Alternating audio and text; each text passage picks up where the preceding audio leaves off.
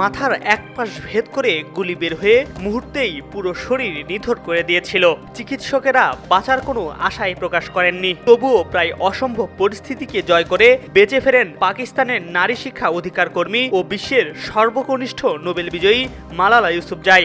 কেবল বেঁচে যাওয়া নয়, পরবর্তীতে তিনি নারী শিক্ষার অধিকার ও সমাজ সচেতনতার ক্ষেত্রে বিশ্বব্যাপী প্রতীকী এক চরিত্র হয়ে ওঠেন। শান্তিতে নোবেল পুরস্কার পান, যা তাকে বিশ্ব সর্বকনিষ্ঠ নোবেল বিজয়ীর মর্যাদা এনে দেয়।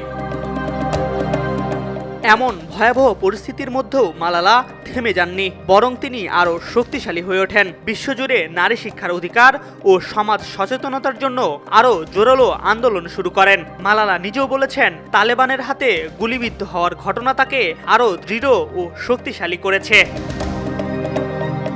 মালালার সাহসিকতা ও প্রতিরোধের গল্পই যেন আজ বাংলাদেশের বুকে ঢেউ তুলেছে। সম্প্রতি ঢাকা ৮ আসনের স্বতন্ত্র প্রার্থী এবং ইনকিলাব মঞ্চের মুখপাত্র শরীফ ওসমান হাদি গুলিবিদ্ধ হয়েছেন, যা তাকে মৃত্যুর সন্নিকটে নিয়ে গেছে। চিকিৎসকেরা জানায়, হাদিকে অত্যন্ত সংকটাপন্ন অবস্থায় লাইফ সাপোর্টে রাখা হয়েছে।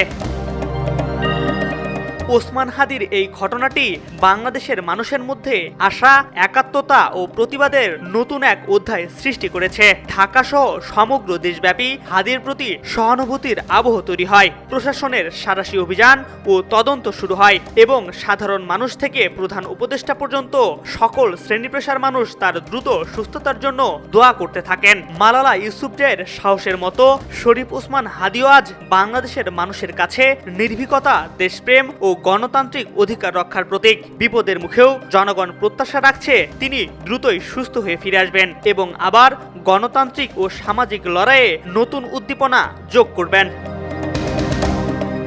এম আর আকাশ, আজকাল।